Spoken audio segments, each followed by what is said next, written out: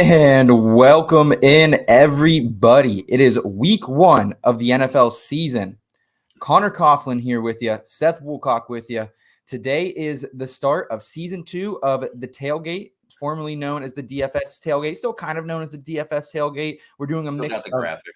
We're doing a mix of betting. We're doing a mix of DFS advice for you this week as well. We have some cooking coming on the show as well. Sven is going to be back in the kitchen with you today. He's going to be showing what he's making up for his tailgate today and what he recommends you maybe not this week for your tailgate, but maybe next week what you can make for it. We're also going to have Bo McBig and his spicy takes. He's going to join us here a little bit later on in the day around noon to really break into this DFS slate. Conor, how are you feeling, my friend? It is week one. We are T-minus about an hour and a half away from NFL football. Yeah, we're back, baby. I'm excited.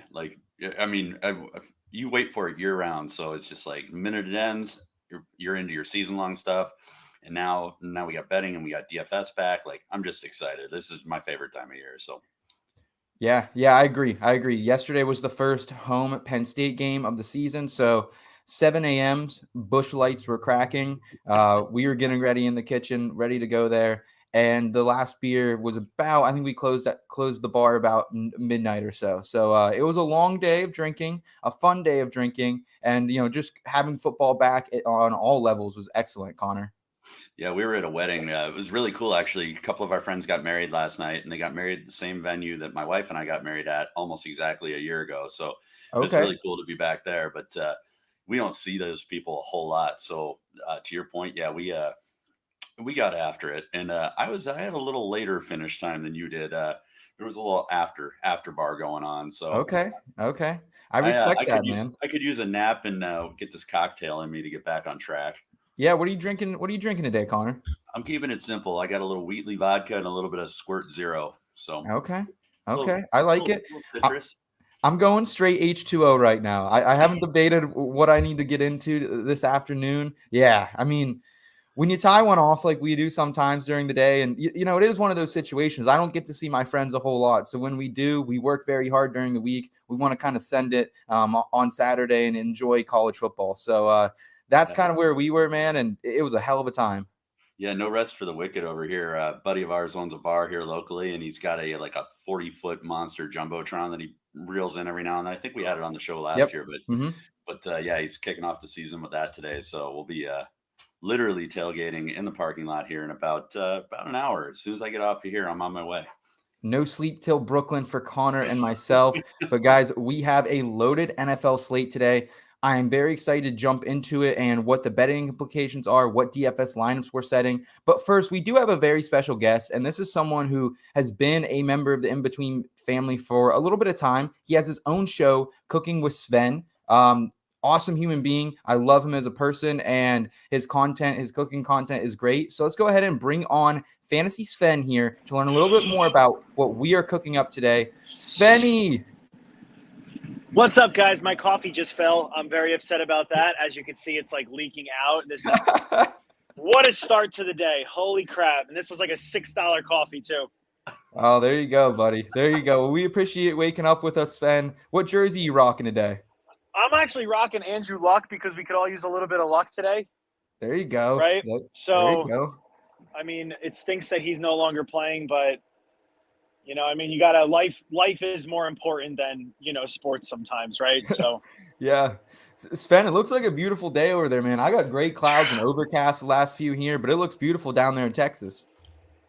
Dude, I'm a little upset, as you can probably, I don't know if you can even see the smoke or if you can even hear the smoker. I can see the smoke a little bit. Yep. Yeah. I'll turn the camera around and I'll show you what I'm working with over here. But it's supposed to be like the mid 80s today.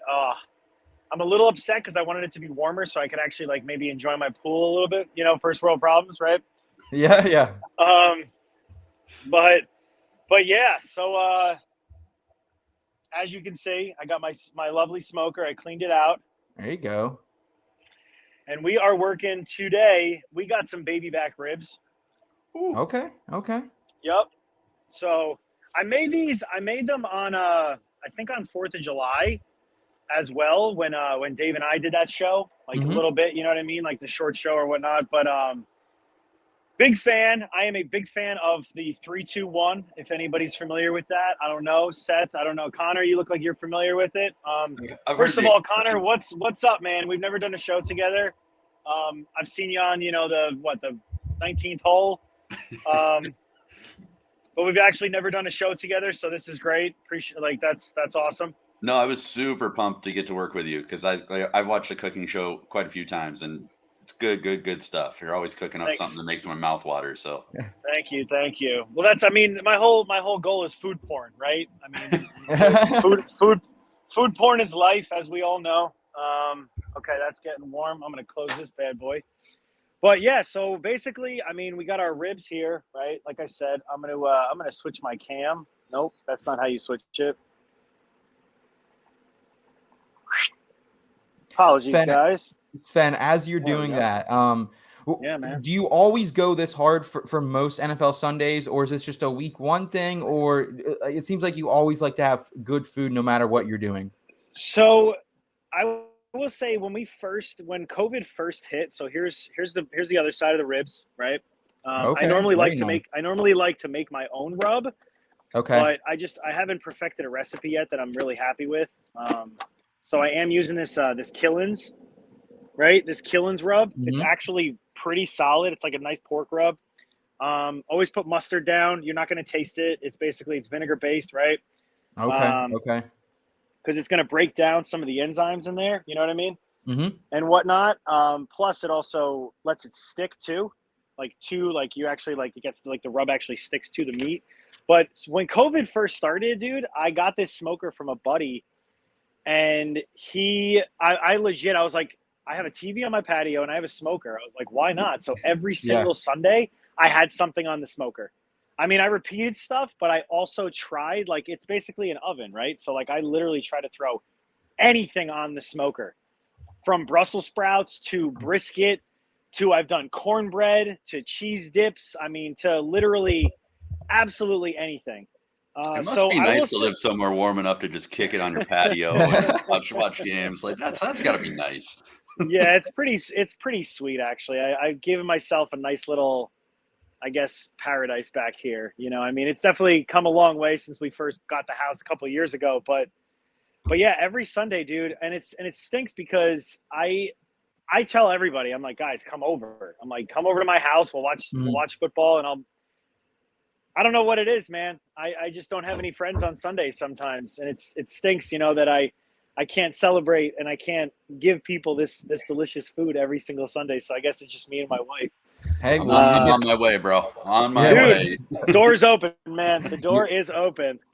Well, Sven, we appreciate you here every Sunday, kind of giving us what you're making on the smoker. You can at least share your food virtually here. And Sven, how long, once you throw that on the smoker there, about how long is it going for? Do you have to let it rest afterwards at all? And what's that process like? Yeah. So the 3-2-1, right? I mean, that's probably the most common for putting ribs on a smoker, or actually, I guess for a smoker, right? I don't know. I mean, maybe people do it in the oven too. Mm-hmm. Who knows? I'm probably never going to be that type of person, right? Because I got a smoker. So, right. But the 3-2-1 is I like to do it low and slow, everything low and slow. So ribs, I put it about 220, 225, depending on how I'm feeling that day. I think today I actually have it at 225. So I'm going to put them right on the rack for about 3 hours. I have just the rub, right? And then take them off, put them in aluminum foil. And I'm going to make a little apple cider vinegar with a little bit of pepper, some hot sauce, put a little bit of that on the ribs, wrap them in aluminum foil, put them back on the grill for another 2 hours, take them off, take them out of that wrapping, and then put them back on the grill and then smother them in barbecue sauce. Very nice. Very nice. And then for another hour, hence the 3-2-1. Okay. Gotcha. And do you have a specific barbecue sauce that you are loyal to, or do you kind of like to hop around there? Because I'm sure in Texas you have a variety of options. So actually, I do not like using anyone else's barbecue sauce because I like making my own. Okay. Very nice. Yeah, I have been, and I've been toying with the idea, actually. I'm really going to look into it, of bottling. Right, Bo actually inspired me with all of his, hot box and all that shit, of maybe really looking into selling my products, right? Because I've gotten great feedback. I'm working on this sticky. I'm working on this like sticky sweet barbecue sauce right now. There you go. That I've gotten fantastic feedback from. And then I kind of want to like take it out, like, you know, like take it out of like the normal, you know what I mean? Like boundaries of like a barbecue sauce. Like I really want to work on this, like this peach habanero, like grilled peach habanero barbecue sauce, you know, something different. Like, so yo, I gotta jump off, man. You're just making me way too damn hungry. So yeah, so that's, I mean, but if I were to go with a barbecue sauce, I mean, we all love Sweet Baby Ray's, right? Sweet Baby Ray's is a good go-to. You know what you're gonna get. It's simple. I love their regular, like their hickory sweet. Stubbs is another good one. Stubbs is delicious. They've got Stubbs is very good. Sweet and spicy one that's. So Stubbs, and then there's this other brand I can't remember. It's got like, it's something pig. There's like a pig on it. I think it's you could buy it at Ace Hardware, right? I mean, first of all, who goes to Ace Hardware? I don't know if they're the friendly folks, you know, with like the question or that little theme song. You know what I mean? Yeah. Well, my buddy, right? My buddy, exactly. You got the soundboard. So my buddy, he was like, dude, you got to try this barbecue sauce. It's like a blueberry spicy something. And like, it's sticky too. And I'm a big fan. Like if you're eating barbecue or you're eating something with barbecue sauce, you're going to get messy. Like, I don't want to know the person that's eating like, like, you know what I mean? Like they're like, like it's like you got to get messy. Like that's the whole point of it. You got to commit to it. Yeah, so I'm a big fan of like the savory, like the sweet and savory, and then like adding a little bit of spice to. Awesome. You know, to those. Well, Sven, we appreciate. Actually, I know that I'm not on here much longer with you guys,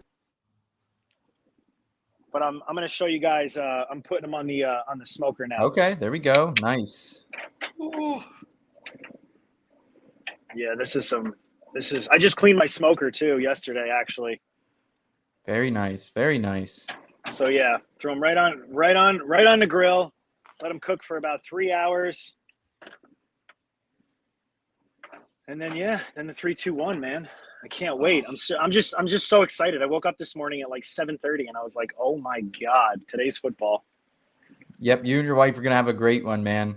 My hangover finally like wore off a little bit about 2 hours after waking up, and then I got excited. So that was good. Nice. There we go. Sven, hit us with a couple of takes for today. You got any betting takes? You got any DFS plays you love? Ooh, I mean DFS. Like I haven't actually looked at the lineups or anything, but I'm going purely off of like just what I've seen and whatnot. I mean, I think the value, and I'm assuming he's probably pretty low. I love Mike Davis. I've been touting Mike Davis. Like, I think you can get him for so cheap, right, on DraftKings right now. I don't know what he is. Yes, yes, he might be washed up. He might be whatever, right? But, like, he's been on the team the longest, right? More so than Kenyon Drake, who literally was just signed, like, 5 days ago. Yep. The Ravens they know how to run the ball, right? They made Devonta Freeman and who else, right? They made these guys look good. Murray. Yeah. Yep.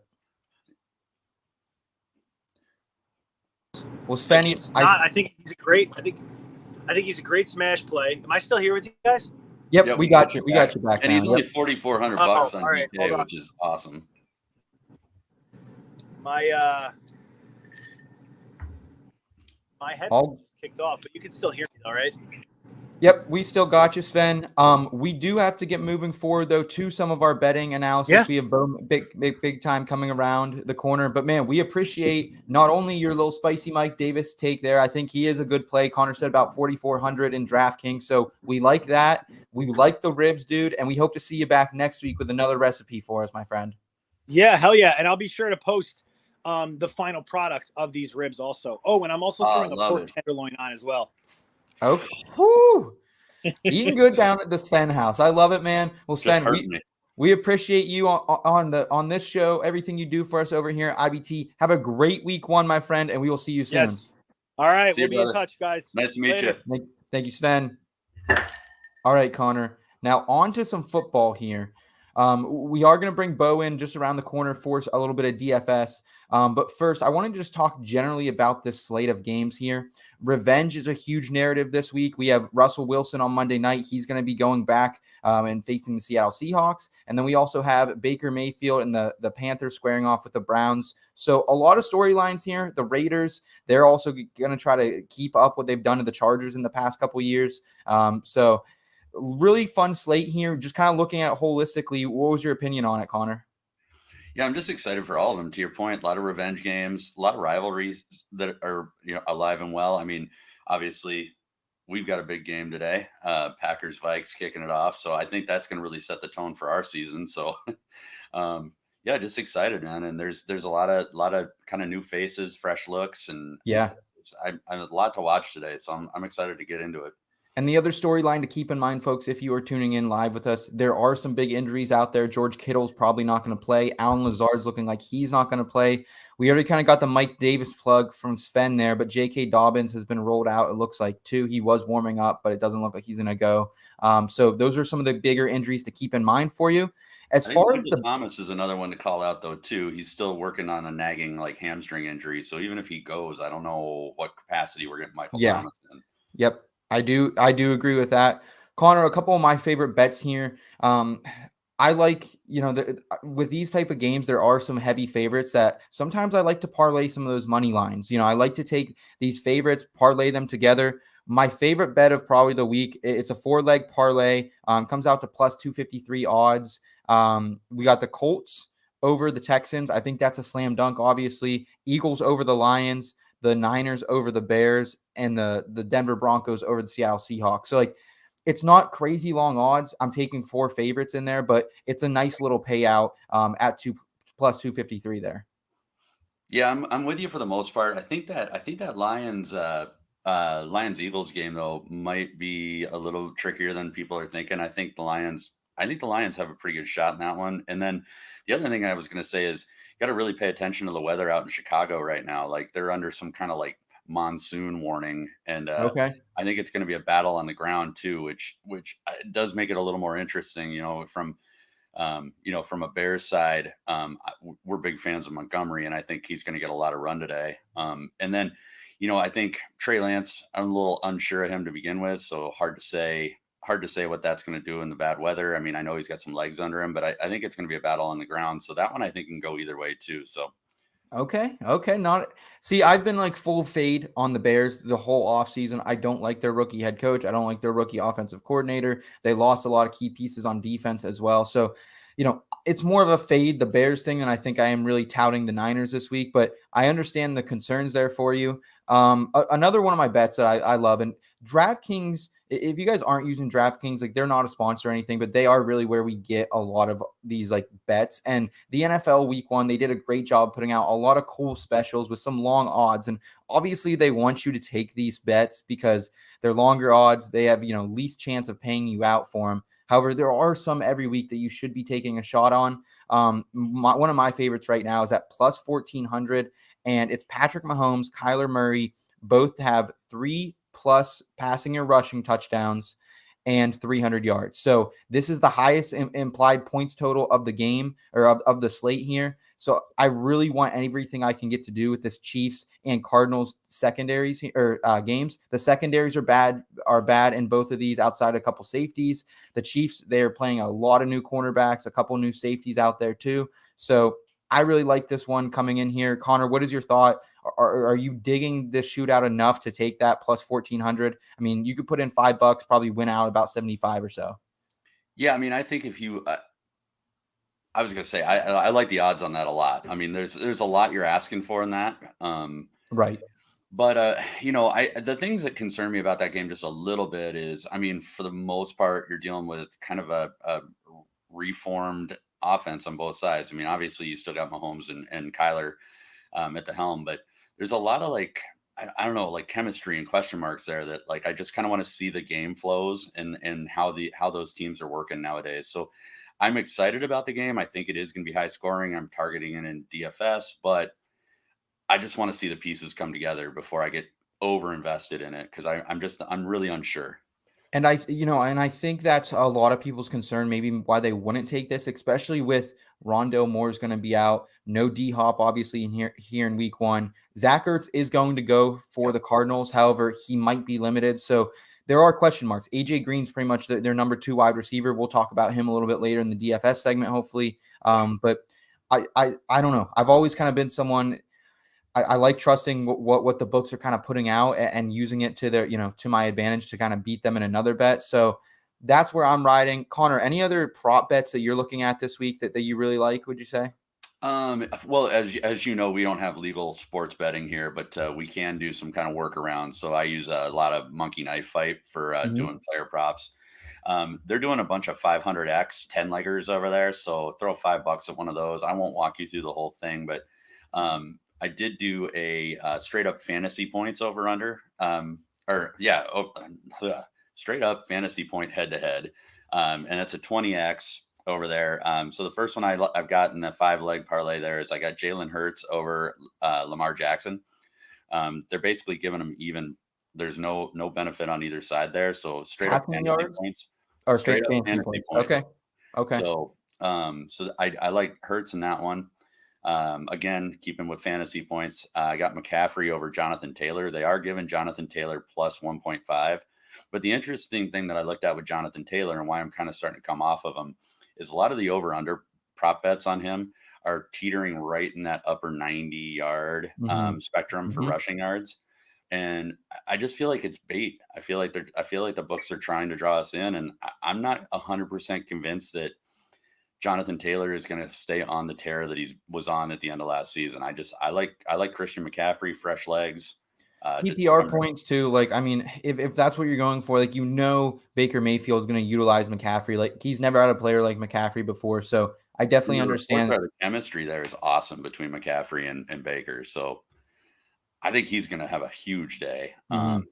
Next one we've got is Joe Burrow over Trey Lance, fantasy points. I think that's just a no-brainer, especially given the conditions in Chicago. So I like both of those quarterbacks. They're both top 12 plays for me this week. However, the thing to keep in mind why I would also go Joe Burrow there, these Steelers cornerbacks are not good. The Steelers defense as a whole, they have playmakers, Minkah Fitzpatrick, TJ Watt, you name it. But the secondary's new, no Joe Hayden.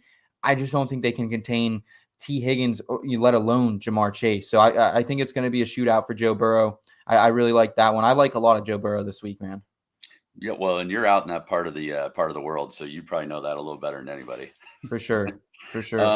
Next one's kind of an odd one. It's Jameis Winston versus Jamar Chase, and I am taking Winston in that one, which was a tough call, but I remember back in the day, like not too far removed, where Jameis Winston was just like DFS gold, and I'm banking that he's going to be that same type of player, just high volume fantasy points.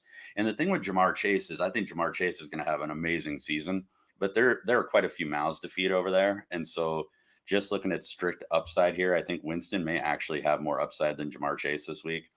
And then that's probably the trickiest part of this 5-legger. I think that could go either way, but I'm leaning Winston. Yeah, that's definitely a very interesting one. A quarterback going up against a wide receiver there. However, this is Jameis Winston playing against the Atlanta Falcons, and the Atlanta Falcons, you can believe in Arthur Smith all you want, but it's still a bad defense, bad secondary.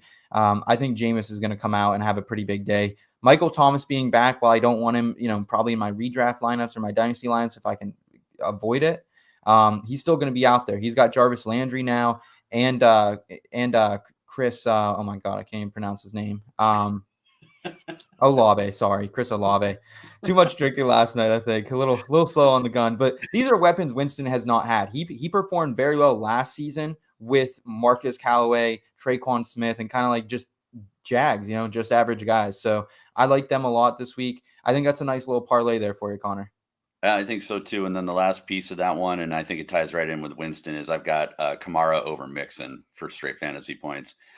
And I think Kamara is one of those people that's a lot, and week to week is kind of boom or bust. But you always got to remember with Kamara, this is a guy that over the history of him being involved in that offense, he scores more DFS points per touch than almost any other running back over the course of his career. So it's just one of those guys that, especially given some kind of unknowns with Michael Thomas and so on and so forth. I think Kamara is going to get a lot of usage, and Winston's not beyond throwing a couple of dump offs. So I like Kamara over Mixon. And that rounds out my 5-legger. And again, it's fantasy points, which ties us right into Mr. McBigtime jumping on to talk a little DFS. Yes, sir. Let's go ahead and bring Bo on for King of the Crop, our DFS segment.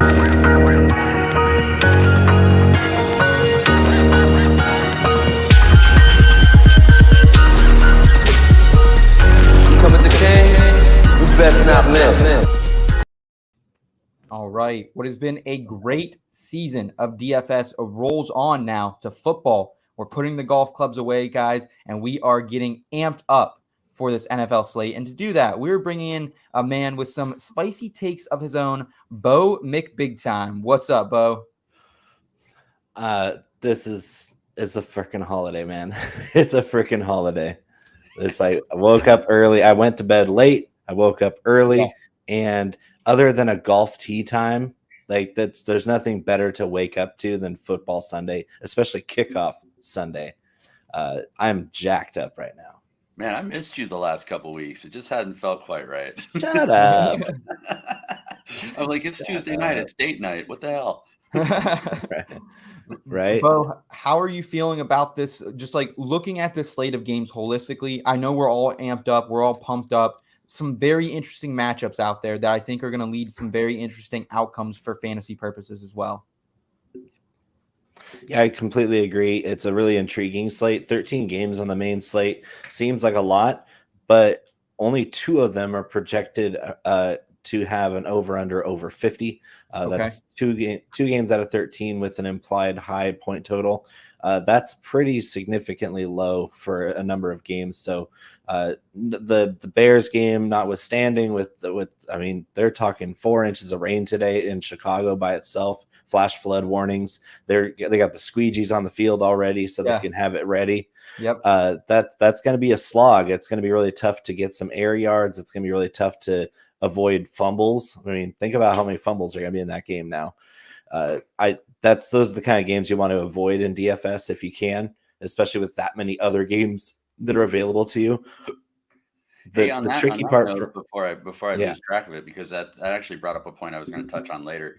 What do you think about running out like Bears or San Francisco D just from the scoring standpoint? Like they're going to keep those starting points, and to your point, there's going to be a lot of fumbles, probably a lot of, if they throw the ball, probably a fair amount of interceptions, bad passes, so on and so forth. So I've already formulated a little lineup with a Elijah Mitchell and San Francisco DST stack, because the correlation there is going to be available. We don't know what that, like what you said earlier, Seth, the Bears offense is brand new in every way. The only guys that are still there from last year that are relevant, like in the passing game, are just Justin Fields, Darnell Mooney, and Cole Kmet. And you don't know other than that, because the other receivers are a bunch of guys. And then the same 2 running backs, bad offensive line, one of the worst in the league. We don't know what Matt Eberflus is going to do for that offense, because he's a quarterback coach and then he was a wide receiver coach. We don't even know what kind of rotations he's going to run with his own personnel. So I am going to take the experienced route there with the 49ers defense. And of course, Elijah Mitchell, if he's healthy, he's going to get 80% of the snaps at running back. They officially ruled out as a healthy scratch. Tyron Davis-Price is a healthy scratch today. Jordan Mason's on the roster. That was weird. It's not weird for a rookie in a rotation like that. Mason showed up more on special teams. That's why he's in there. It's going to be basically 80% Mitchell and 20% Jeff Wilson. So it's going to be pretty clear cut.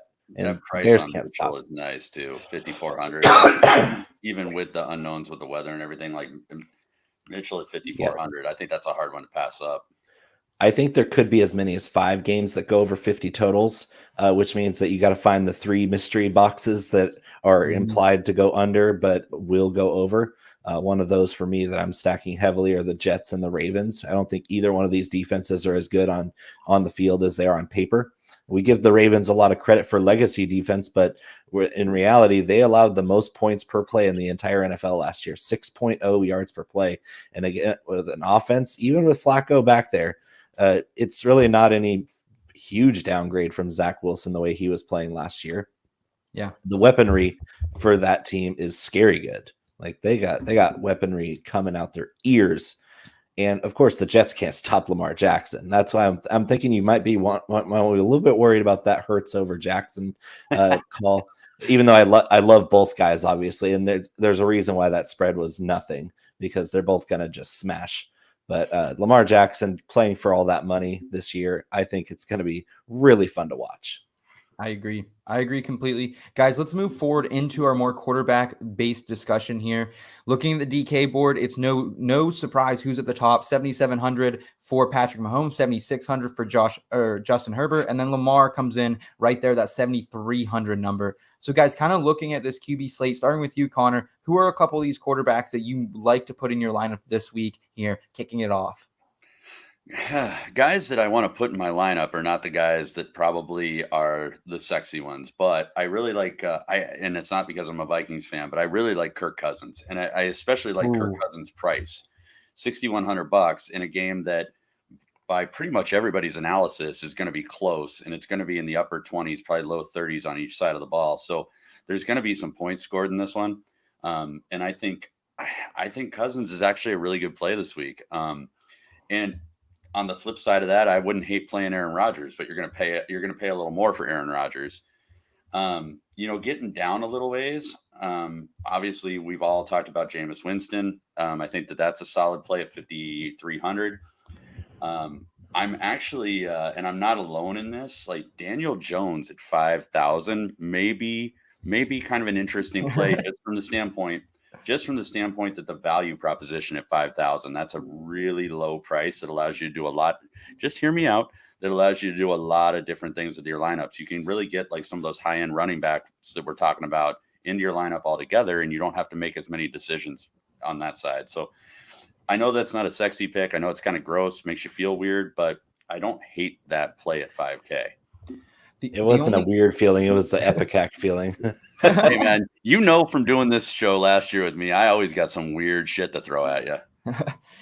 Yeah. I'll say, Conor, I like a couple of those plays. I like Jameis a lot. I'm a little bit fading Kirk Cousins this week just because of that Packers secondary. Jair Alexander, Rasul Douglas, Eric Stokes, that is the best trio of cornerbacks out there. And I think it's going to limit the upside of these Vikings just a little bit here in week one. It's a division game too, so I'm expecting it to be a little bit lower scoring than some of these other week ones. So I love the Vikings. I'm all in on Justin Jefferson this year being the best wide receiver in fantasy, but I don't know if that starts here in week one. So I'm a little skeptic on that one. See, and I'm with you on the Justin Jefferson side. Like that's not the receiver I'm targeting. As a matter of fact, I may not even target Thielen either. I may go right to Irv Smith, who is healthy, who I'm impressed with. I haven't watched him in the limited amount that I've got to see him. The guy runs great routes. And I think it's going to be a lot of look over here. Look at this shiny, sexy thing with Justin Jefferson, but we're actually going to throw over here. So I think there's a lot of upside with the Vikes, and I think they're going to have to be fast paced, and I think they're going to have to score. Bo, who are some of your quarterbacks that you're targeting that maybe Conor has not mentioned so far?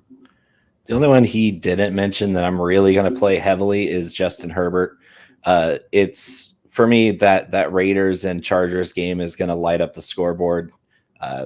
I even think it could be just a matter of the Chargers being dominant early on, getting a big lead, and then Derek Carr has all sorts of weapons to throw to, and he's pretty good. And Josh McDaniels is going to put him in the best position with some. I mean, Darren Waller's back, Devontae Adams, Hunter Renfro's spectacular. No matter how much he's not exciting, but he's fun to watch, and he puts up fantasy points. I think the Raiders, even if they're just garbage timing it up for you, they could be a sneaky leverage stack with Derek Carr and one or two of those receivers, and run it back with a Josh Palmer. If you want to get really crazy, stack the big games that are going to score high points, but maybe don't do the obvious thing. For me, I'm going to do a lot of Austin Eckler and Justin Herbert stacks because it's unorthodox to stack a running back with a quarterback instead of a receiver. But Austin Eckler is basically a slot receiver for them on half of the downs that he runs. This is going to be a really high scoring game, lots of fun to watch, and Justin Herbert is a future GOAT. So I'm going to play him as much as I can, especially when he's not going to be super highly priced. If he's under 8K, he's playing the Raiders, you better smash the Justin Herbert button. Yeah, we saw what Herbert did at the end of the season, week 18 last year. That was a back and forth, high scoring affair. Maybe we'll see something similar here in week 1, Bo is saying. For me to round out the quarterback discussion, guys, I'm just going to throw out one that we haven't talked about really, and that's Joe Burrow. I think Joe Burrow at 6,400, maybe this is a little bit of a layup. Maybe his rostership percentage is going to be a little higher than we want just because of the name value here.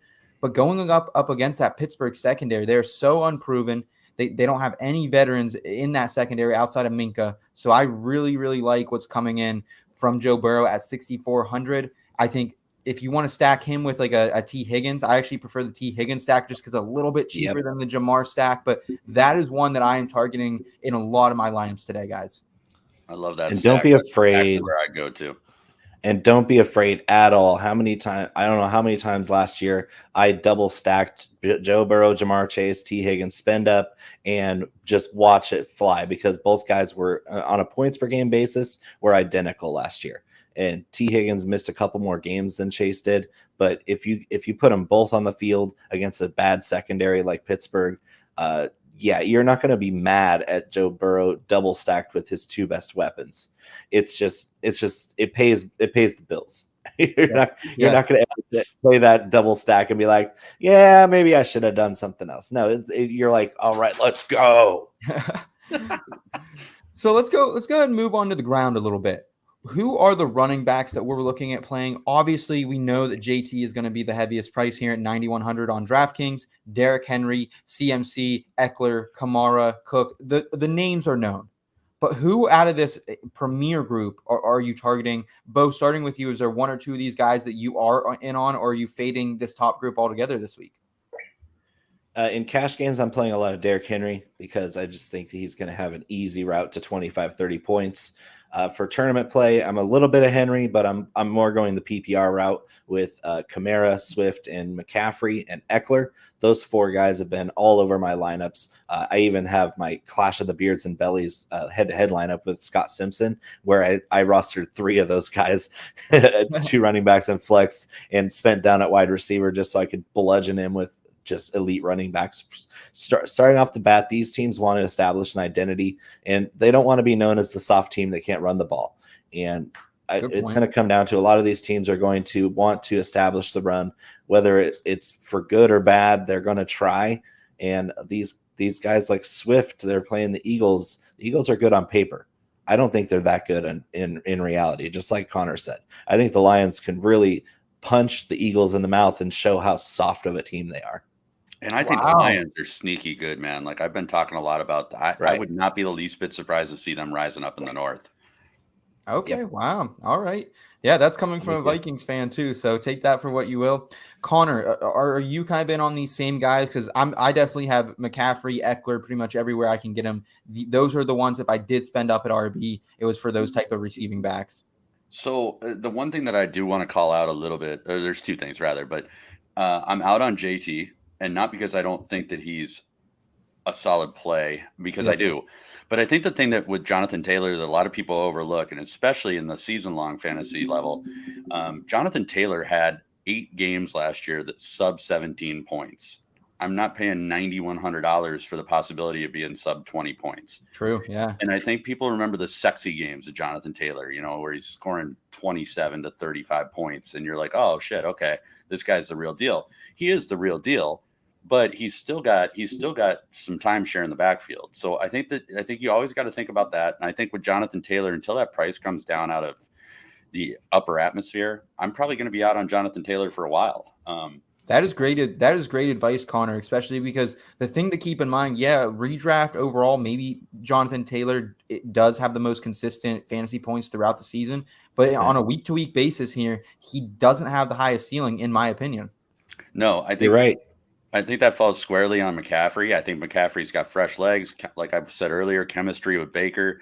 I think McCaffrey's going to go on a tear, and God willing, he stays healthy. That's your RB1. And I don't think anything has changed from previous years when he was healthy. So I'll spend up on McCaffrey. The 2 that I want to talk about, again, going back to the Vikes and the Packers, I really like Cook and I really like Aaron Jones. And the reason I really like Aaron Jones is there's already reports that he may be lining up in the slot more frequently with Dillon in the backfield. So I really like the pass catching prowess that is presented. That's a good point. That's a good one. $6,700 for Jones. And Jones is a guy that we've seen pop off and score 40 fantasy points in a game. So I love the Jones play. And honestly, I think the Vikes defense is a sham. I don't think they've really gotten that much better. And I think that this is, again, going to be a high scoring game. And we talked about it. Alan Lazard's out of this one. So, it could be big more deal. Look doesn't move the needle. But they're blocking tight ends out. Oh, whatever they're going to do. But I do think though that Lazard being out and having a relatively unproven receiving core, I think that really does open up a strong case that Jones gets in the passing game quite a bit today, even if Dillon is featured in the run game. Yep. Conor, looking down the list a little more, are there any more value running backs that you're interested in? Obviously, this is the time to kind of capitalize on guys possibly like Saquon Barkley coming in at 6,100. I think he could be a great play at that price. Travis Etienne coming in at 5,600. I know he's going to be probably rostered pretty heavily this week. Any interest in any players in that range or those players specifically, Conor? Going way down, and this is going to be an unpopular take, so I can get roasted a little bit probably here. But I like Michael Carter over Breece Hall this week. At $5,100, I think it's not controversial if I agree with it.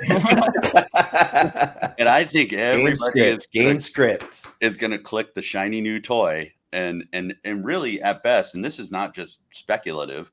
At best, this is going to be a 60-40 timeshare, and I think that skews one way or the other depending on the game script. So I like Michael Carter a ton. And he's going to be super low owned, I think, at $5,100. Let's game go. Script. Dial it up. I think the Ravens are going to smash the Jets. Michael Carter is an easy pick in a PPR setup. So DraftKings green flag racing right there.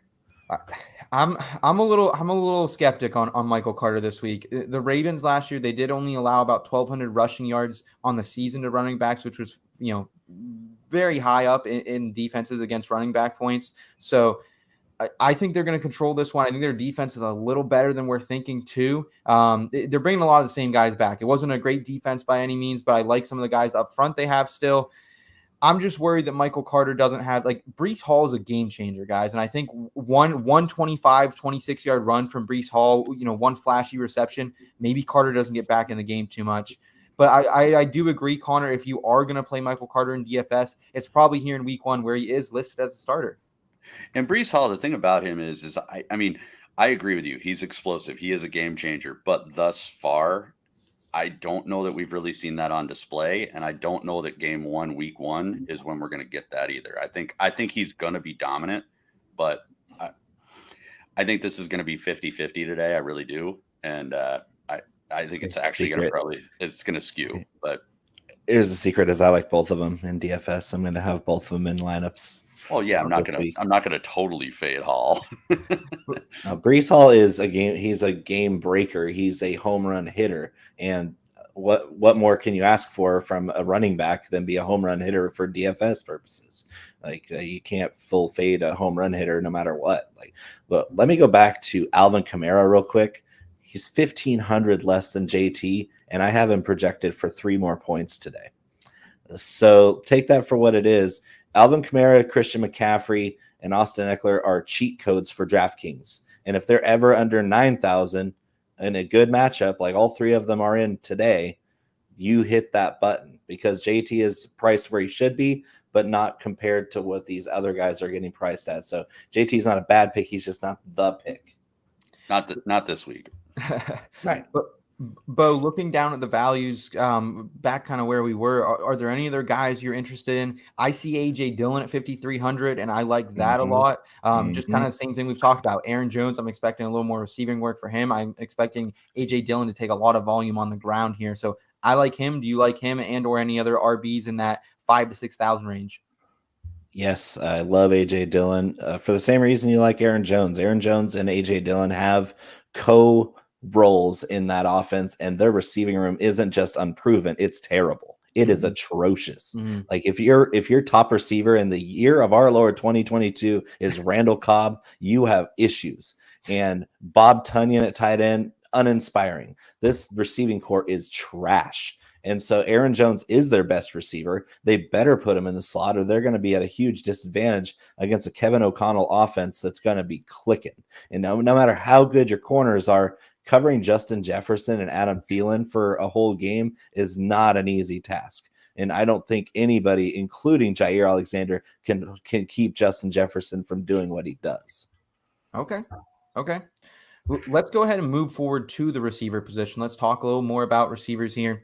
At the top of the board, guys, it's no surprise. Davante Adams, 8,100. Brand new offense, brand new team, brand new quarterback for him. But we still are recognizing the value with Davante Adams. And then, of course, Justin Jefferson, he's coming in at 7,800 for him. Debo Samuel, Jamar Chase, Keenan Allen, Tyreek Hill. This is kind of the top of the run here. I was a little surprised by some of these names being so high. Keenan Allen, Tyreek Hill specifically, but possibly it is the matchup. What was your guys' kind of take on the overall wide receiver landscape at the top here? Keenan Allen always is up in price, and the reason Keenan Allen's always up in price is it's a sheer volume thing. And the weeks that he hits, he's got more volume than any other receiver really in the top tier. And that's why you see him priced up. The problem I have with Keenan Allen is that he doesn't always hit and you're paying a lot for him. Right. So, but that is a volume play. I mean, even with Mike Williams healthy, he still gets a ton of volume. Yep. Tim Welch saying the whole team is trash, Bo. And I think that I think he likes the Packers. Yeah. might be a Vikings fan over there from your neck of the woods, Conor. I might know that guy. But Davante Adams, I think, is probably worth the money. I think, to Bo's point, I think that game is going to be pretty aggressive, pretty fast paced. I see Davante Adams scoring a lot of points for you today. Jefferson is the one that I'm like just kind of grinning and turning my head and pinching my nose and all those happy things. I'm just going to skip him this week. Is that because of the Jair Alexander matchup and the other good cornerbacks of this, or is it kind of just a week one thing you want to fade him at? Yeah, I mean, he's going to be owned everywhere. I think Justin Jefferson is another guy that had an amazing campaign last year, definitely.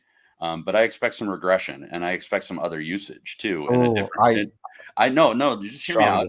We got a new offensive coordinator. We've got some healthy pieces we didn't have last year. Irv Smith was heavily involved in the pass game before he got hurt. So there's another mouth to feed.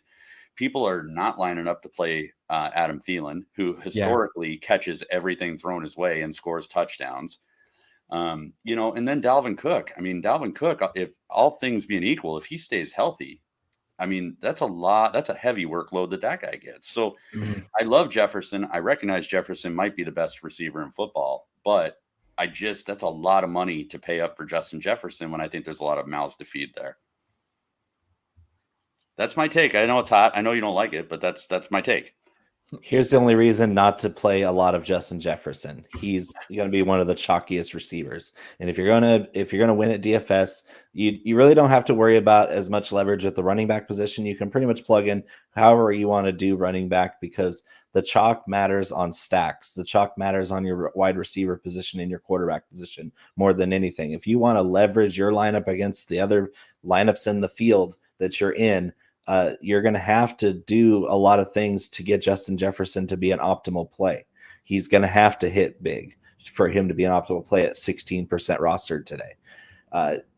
Conversely, there's a lot of great receivers here that are underpriced, and that's what I found myself doing a lot of is stacking with price down wide receivers and spending up at running back because of all the juicy matchups. You have to play the slate for what it is, and even if it's picking the low-hanging fruit, sometimes that's the path of least resistance to winning at this game. Is you're going to be different just because you're trying not to be too different. It right. Sounds weird, but it works because there's guys like Jalen Waddle here that are priced down just a little bit where you're like, oh, Tyreek Hill, of course. Everybody knows Tyreek Hill can score 50 points on DraftKings, but Jalen Waddle can too. And he's priced a lot lower and hardly anybody has him. And that's for me. I'm looking for those little nuggets where you're not spending up $8,000 for Davante Adams. You're not spending $7,000 or $7,500 for any of the other guys, but you might be spending $5,500. You might be spending $6,100. Rashad Bateman, Elijah Moore. Those two guys are going to be in a game stack situation where I do predict more scoring than the 44.5 over under. And so that's where I'm at, is I'm looking at those mid-priced guys to create stacks with for the upside and the leverage that I want off of my running backs that are going to be popular. And to be honest, to the point on cost, this week I just really would much rather spend the capital on running backs. I think there are running backs that are going to clearly score you a lot of points. And that's where I'm going to allocate most of my resources. Can I give you one of those same game wide receiver opposite ends of the field stacks for you? I like Christian Kirk at 5,100 for Jacksonville. He was targeted very heavily in that preseason matchup that he played with T-Law. And I also like Jahan Dotson as a sneaky value play. I think he's in the 3,000 range. I mean, 3,400 or something. Your Penn State homerism showing, but you're right. I just think he's gonna be the guy to have a lot of receptions. I think he almost has a higher floor than Terry McLaurin right off the bat. So at that price tag, I wouldn't be surprised if at the end of the day we're looking back and Jahan Dotson is the rookie wide receiver 1 for week 1 here. That is spicy, but I like it because I like Jahan Dotson. He's got those arrogant hands. The guy's incredible at the catch point, and he overcame such terrible quarterback play last year. And I'm not saying Carson Wentz is good, but he's a lot better than whatever the hell they were running out there last year. They should be happy they have Drew Aller this year to actually throw the ball a little bit. Yeah, no Sean Clifford love on this show. That's for sure. You won't get that. Gross. No, I like it, Bo. I think those are a couple of the ones I like. Another really good value, I think, in my opinion, and I know it's not sexy, but I've been pounding the table all week for this player, and I have to go with my gut here. 4,600 for AJ Green, the 34-year-old veteran. And this is about what games do I want to be a part of, guys. And I want to be a part of the Cardinals and the Chiefs game. And at this point, Zach Ertz, he's going to be out there, but he's going to be limited. So I think right now AJ Green's the number 2 target for Kyler Murray against the Chiefs. I think it's a smash. I like him here at 4,600. I'm playing him in redrafts too. It sucks that this is kind of what we've come down to, but there are some injuries here in week 1. So I'm all over AJ Green. Yeah, I like AJ Green. On the other side of that, I like, and it's not a great value player by any means, but I like Juju. I like Juju too. Yeah, Mahomes has got to throw to somebody, and it pains me because I don't know that I believe Juju is anything special. But at $5,200, I don't hate that price, and he's going to get some work. And quite frankly, I mean, the other people that Mahomes can target, like MVS catches approximately 30% of the balls thrown his way, so that's not solid. And he's got great cardio, though. No, I like Hardman too. On the opposite side of the ball, I mean, Hardman actually in spurts has been a really solid receiver for Mahomes. So, just to your point, you got to get some pieces of this game, and I like both those quite a bit. Any final value wide receivers for either of you that we haven't touched on? Sammy Watkins, baby. Gross. Josh Palmer for me. I want every piece of this Raiders-Chargers game, and if you're going to get a little wiggle room on leverage, because Herbert and Mike Williams and Keenan Allen are going to have decent rostership percentages. I wouldn't say they're going to be the most chalky because that's probably Jalen Hurts and Lamar Jackson and guys like that. Mm-hmm. But if you're going to stack the Chargers, you might want to include some lineups with Gerald, Everett, and Josh Palmer. Josh Palmer, we already heard directly from Herbert last week that he's going to get a lot of targets this year because he's made so many strides from his rookie year out of Tennessee last year where he showed flashes, but he wasn't consistent. For Herbert to go out and say that unprompted, that means a lot to me because that's the guy that's going to be paying Josh Palmer's bills. And if you got one of these future Hall of Fame quarterbacks telling you and to your face to play this guy in fantasy because he's looking really good in the summertime, I want to hit that, especially at 3,800 today and only 4% roster projection. So give me Josh Palmer all day and a nice little game stack there. Okay. I like those value as wide receiver guys. Let's go ahead and close out the show with tight ends and defenses here. The tight end landscape obviously shaken up a little bit with George Kittle being out in such a sexy matchup against the Bears. So we got Mark Andrews at the top, 6,800, Travis Kelce, $200 less than that. And then Kyle Pitts, Darren Waller, TJ Hawkinson, a lot of the big names that we expected here. What is the leverage we're going? What are the plays we're taking here in week one at a position that it's always volatile, man. It's always a volatile position, but I feel like it's when you can win or lose weeks here early on. Crapshoot. It's a crapshoot. For me, I'm spending down at tight end at all costs, unless I'm doing a Raven stack with Rashad Bateman and Mark Andrews, or if I'm rolling Kyle Pitts out there for a few lineups, because I mean he's just special to watch, and I enjoy watching Falcons games for the sole reason that I get to watch that guy play football. But most of the guys I'm targeting are under 4,000. Some of them are under 3 and even 25 down at 2,500. Logan Thomas being active off his ACL last year, he's popping as the second most leveraged tight end behind Zach Ertz today. Everybody's afraid of Zach Ertz's reps, which is very appropriate because we don't know how soon into the game that calf could tighten up and he's done for the day. But Logan Thomas if he's active today, I don't think he's on a pitch count. I think he's out there because it's either him or John Bates or some other random guy that's going to be catching passes in that route tree against the Jags defense, which we know is not good. Logan Thomas is a great leverage spot. So is Daniel Bellinger, min price 2,500. He's the starting tight end for the New York Giants. You can get as gross as you want with playing the Giants, but they're dirt cheap this week. And who knows, maybe Brian Dable is a freaking genius and he does something with this pile of crap roster that he's been dealt. Does he? It could happen. Himself? Question: does he throw to himself? Well, I think even Daniel Jones, if he doesn't fumble it before he can release the pass, can find Daniel Bellinger out of San Diego State. That was my stack. That's where that Daniel Jones came from. The Daniels, the New York Daniels. With a little bit of Saquon. So Bo is telling us he is playing down this week at tight end position. He's saving a little bit of funds for some other positional value. Conor, are you with Bo on that strategy? And if so, who are some of your targets? I am paying down too. The main one that I'm playing a lot of is I just believe in Irv Smith. I think it's going to go well for him today. So that's the big one I'm playing. Logan Thomas is another guy, even in season long, that I've sat on, and I'm excited about what I have seen when he's been active. So Logan Thomas was another one, not to keep banging the drum, and then obviously the Giants stack that I alluded to already. So. Okay. It's so disgusting, but hey, sometimes you'll look at a DFS lineup in a Millie Maker type of tournament and you'll look at it and just want to throw up, and those are the ones that win. Yeah. Yep. All right, guys. Well, I appreciate. Crazy enough, I might be mad genius, man. Well, I appreciate the tight end breakdown. Let's talk about defenses. It's nothing sexy here. 49ers at the top here, 4,100. Obviously, we talked about the weather in Chicago. So are they worth it at that price? And are any of these other top defenses worth it? Ravens, Colts, Browns, those are kind of the chalky plays this week. No, I don't think there's any reason to spend up on defense this week. The Niners, if you're doing like I said earlier, the Elijah Mitchell correlation stack with the Niners, that'd be the only reason I play them.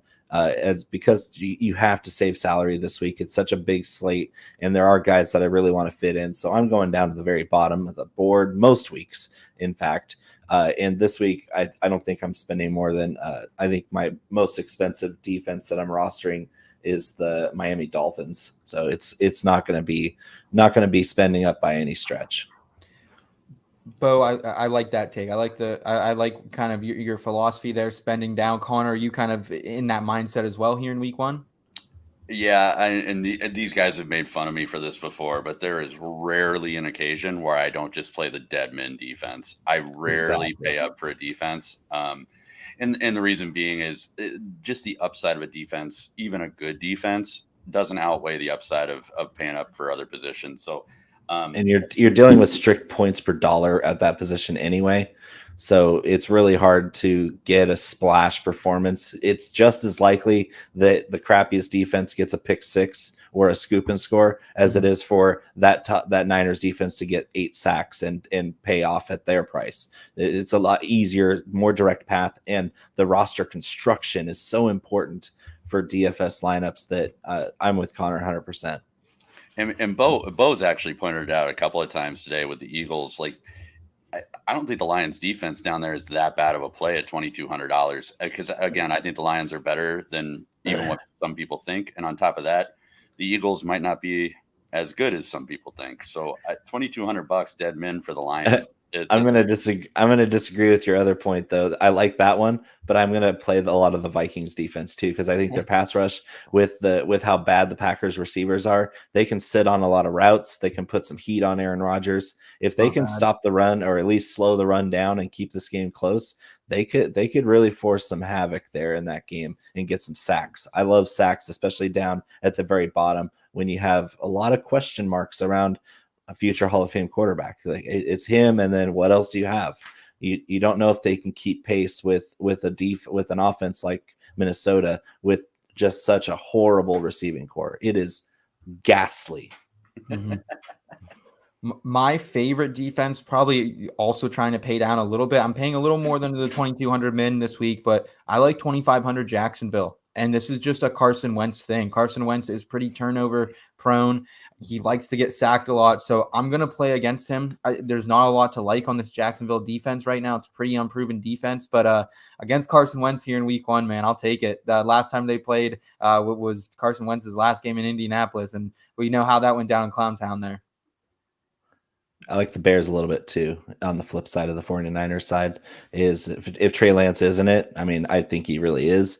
But even if he is for fantasy, he's probably going to turn the ball over a couple times today in just deluge of moisture. Like we're talking tons and tons of water on the field. And Trey Lance is awesome, but the Bears defense isn't good. But they're also they're an NFL defense that they're going to throw the kitchen sink at the kid, and in those kind of conditions, you don't know what can happen. And at 2,200, I like to take my chances that they can score 6 points and 3 max that their salary, and now have the whole world at my disposal for the rest of the roster. Okay, awesome. Well, guys, I hope you have an amazing week 1. I hope everyone who's listening, they capitalize on this betting advice, this DFS advice we threw out there. I am very confident heading into this. I think we've done our homework. I hope people benefit from it. Bo, we can find you at Bo McBigtime on Twitter. Bo is an excellent analyst. He does stuff for not just us, also for Fantasy Pros. I have a delightful time editing some of his work over there. He's also with Team Rise or Fall. So make sure you check out Bo's work there. Conor is... Cough at Cough DFS. I was thinking we should go cover your cough. That should maybe that should be your new handle, Conor. I've been thinking about that one. He's team droplets. I'm writing it down. You can find Conor here every Sunday with me. We're going to be live and locked and loaded at 11:30 Eastern Time a.m. Bo will then hang around with us at noon to break down the DFS slate. Sven will be back with us next week to cook as well. For me, you can find me on Twitter at @between_SethFF. I'm here at the In Between Media YouTube channel 3 times a week now. We have a Tuesday night podcast, a Friday afternoon podcast, and then, of course, here with my guys, Conor and Bo, on Sunday morning. So, guys, I appreciate everything you've done for us. Good luck and cheers, my friends.